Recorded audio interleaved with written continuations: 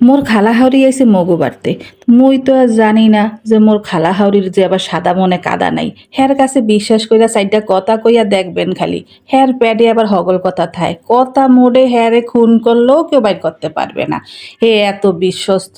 খালি কয়দিন পর টের পাইবেন যে কত রকমের অ্যাঙ্গেলের কত কথা আপনি কইছেন।